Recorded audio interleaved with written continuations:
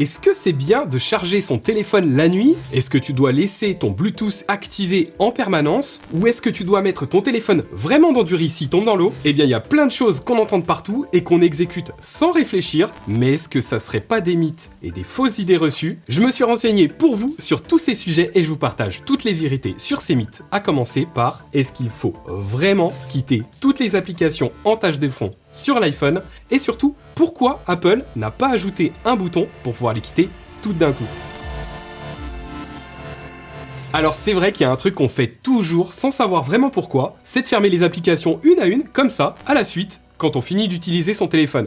Et pour le coup, on a toutes les bonnes raisons pour se dire qu'il faut le faire. Parce que sur les téléphones Android, on a carrément un bouton qui propose de tout fermer d'un coup. Et si on va dans les options de maintenance et qu'on va voir l'utilisation de la mémoire, on voit clairement que ça propose de quitter les applications en arrière-plan pour nous. Mais quand on le fait, les applications en question sont toujours présentes dans l'affichage des dernières applications ouvertes. Pourquoi? Eh bien en fait, aussi bien Apple qu'Android ont maintenant le même principe de fonctionnement. Sur le site officiel d'Apple, il y a clairement écrit « Si une application ne répond pas ou semble bloquée, vous pouvez la fermer puis l'ouvrir à nouveau. » Mais surtout, il est indiqué noir sur blanc « Ne fermez une application que si elle ne répond pas. » Même chose sur le site d'assistance d'Android, après les explications sur comment quitter une appli, il y a un conseil qui dit « Même si vous ne fermez pas vos applications, vous ne serez pas à court de mémoire ni de batterie, car Android les gère automatiquement. » On en tire donc une conclusion très simple, l'affichage des applications via ce geste, ça sert uniquement à afficher les apps que vous avez utilisées récemment. Et pour ce qui est de l'utilisation de la mémoire et donc de la batterie, tout est géré par le téléphone. Si j'utilise une application et que je la quitte, elle est maintenant en mode hibernation, et si je la relance, elle est prête à redémarrer là où elle en était. Et ça consomme rien. En revanche, si je la force à se quitter, et que maintenant je la relance, elle va devoir recharger les petites miniatures, on l'a vu là, pendant une fraction de seconde, et ça va donc reconsommer un petit peu de batterie, et donc faire l'effet inverse. On a donc la réponse, le mythe de devoir toujours quitter les applications est donc faux, et il n'y a pas de bouton pour quitter toutes les applications sur l'iPhone, tout simplement parce que vous ne devez pas le faire.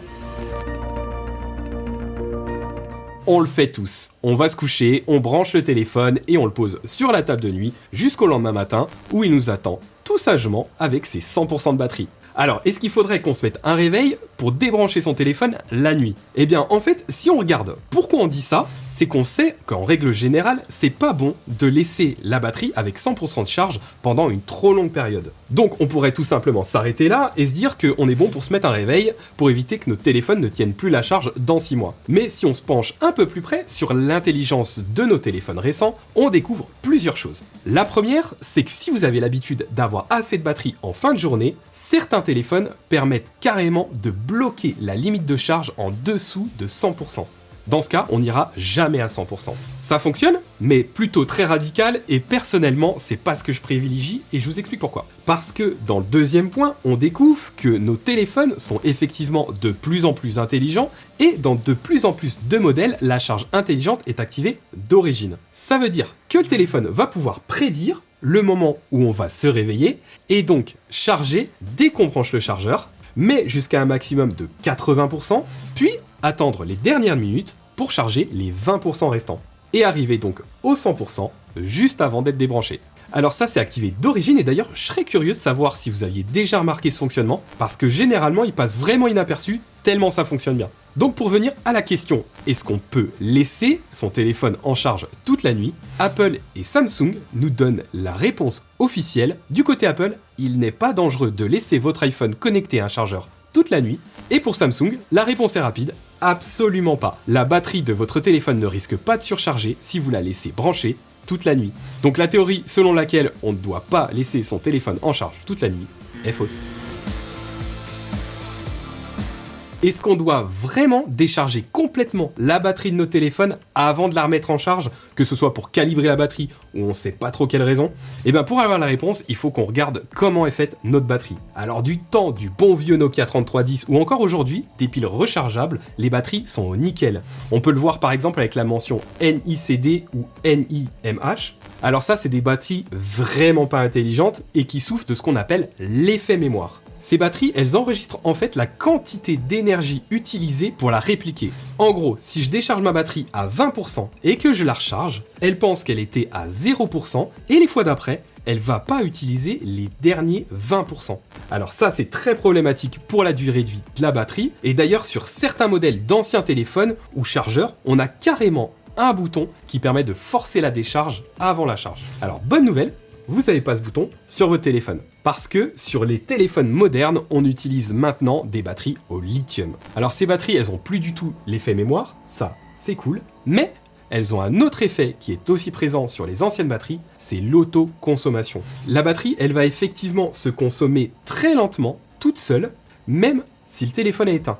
Donc, pour répondre à la question, est-ce qu'on doit décharger complètement la batterie de notre téléphone avant de la remettre en charge? C'est faux, et Apple l'a dit sur son site, il n'est pas nécessaire de la laisser se décharger entièrement avant de la recharger. Mais en plus, c'est même déconseillé. Parce que la batterie va continuer lentement à passer en surdécharge à cause de son autoconsommation, ce qui est vraiment pas bon si on le répète trop souvent ou trop longtemps, et ça, c'est encore une fois indiqué, si vous prévoyez de stocker votre appareil pendant plus de 6 mois, vous devez la charger à nouveau à 50% tous les 6 mois.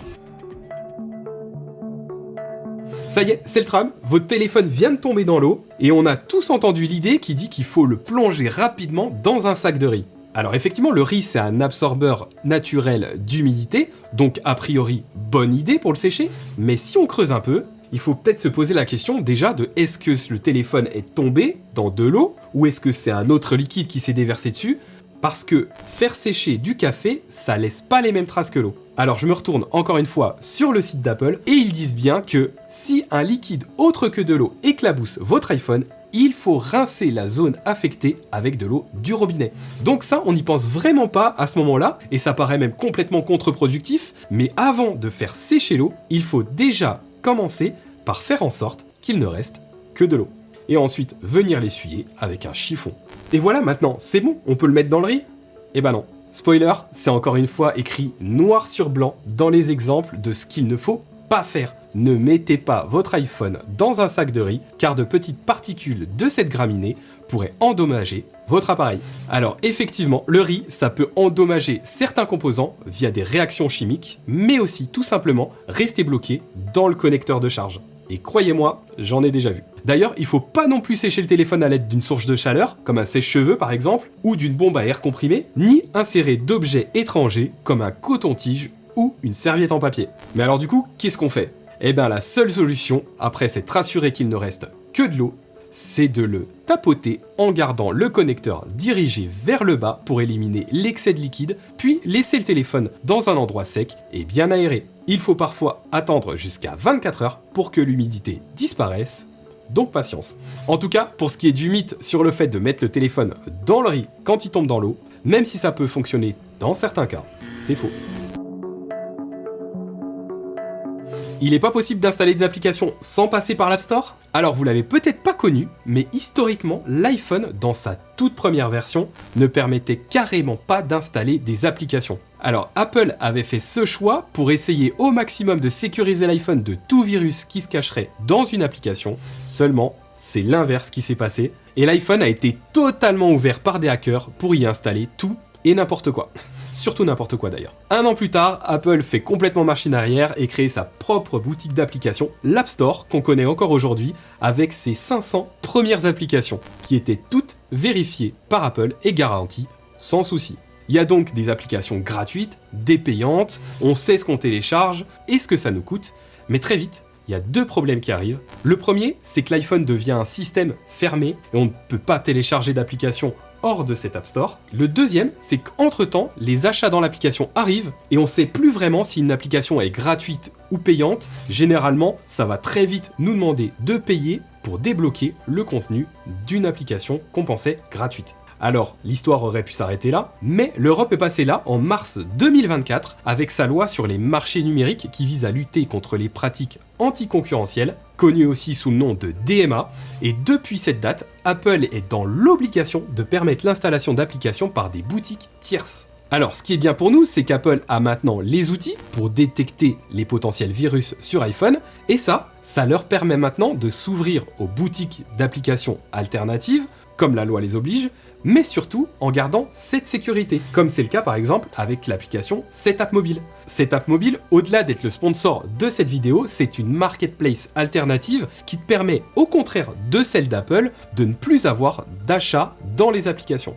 Tu peux y télécharger des applications qui sont normalement payantes en les testant gratuitement pendant quelques jours via mon lien en description de la vidéo, et par la suite, tu peux choisir d'avoir un seul abonnement qui te permet de télécharger toutes les applications disponibles sur Setup Mobile sans restriction ou achat supplémentaire. Alors c'est super simple et ça fonctionne comme on a l'habitude. On choisit l'application qu'on veut. Par exemple, moi j'utilise Optica pour faire des photos avec des réglages manuels, Snapmotion pour faire mes miniatures et Dropshare pour transférer des fichiers. Et bien là, je peux les télécharger en un clic sans passer par l'App Store et tout est directement débloqué, pas d'achat supplémentaire. Donc merci à Setup Mobile pour mon lien en description qui vous permet de tester gratuitement et aussi pour avoir répondu à ce mythe. Il n'est pas possible d'installer des applications en dehors de l'App Store, c'est faux.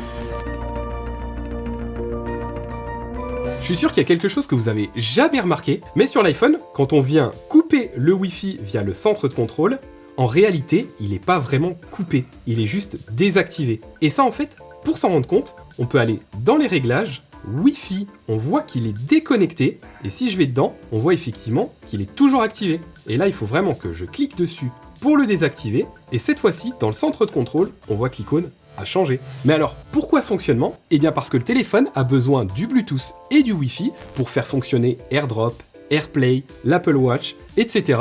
Donc on peut couper le Bluetooth et le Wi-Fi pour déconnecter rapidement les appareils, mais il reste activé pour les autres services et connexions. Et ça consomme pas plus de batterie parce que les téléphones récents utilisent le Bluetooth Low Energy qui, comme son nom l'indique, ne consomme que très peu d'énergie. Et d'ailleurs, à vrai dire, la différence, elle est quasiment imperceptible sur une charge tant qu'on n'utilise pas les appareils qui sont connectés. Donc on peut se dire que c'est bon, on peut laisser les connexions activées quand on n'utilise pas le Bluetooth et le Wi-Fi. Eh ben en fait pas vraiment. Parce que ça, c'est si on pense pas au risque de sécurité. Alors bien que ce soit très peu probable que vous soyez visé, il y a déjà des recherches qui ont été faites par des chercheurs en cybersécurité qui prouvent qu'il a déjà été par exemple possible de faire croire à un iPhone qu'il devait saisir son identifiant Apple pour qu'il se connecte à une Apple TV, alors que c'était pas le cas, mais ça a permis de voler des identifiants de connexion. D'ailleurs, je vous mets le lien vers cet article en description de la vidéo, si jamais ça vous intéresse et que vous êtes curieux. Et donc, il faut pas laisser le Bluetooth et Wi-Fi activés en permanence? Eh bien oui et non. Pas de souci pour la batterie, et pour les risques de sécurité, on va dire qu'on n'est jamais trop prudent, même s'il y a vraiment assez peu de chances que ça vous arrive. L'important, c'est surtout d'en avoir conscience si jamais ça vous arrive, et ça, c'est ce que j'espère vous avoir transmis dans cette vidéo. Alors pour info, comme je vous le disais, je vous ai mis les liens vers tous les articles que j'ai cités dans la vidéo en description. Ça vous donnera encore plus de détails sur tout ce que j'ai abordé. Dites-moi s'il y a certains de ces mythes en lesquels vous croyez avant ça et pour lesquels vous avez appris quelque chose. Et d'ailleurs, si vous voulez continuer à apprendre, je vous mets juste ici ma dernière vidéo sur les meilleures astuces à connaître sur votre téléphone et mon dernier top 10 des applications gratuites. Et je vous dis à très vite pour une prochaine vidéo.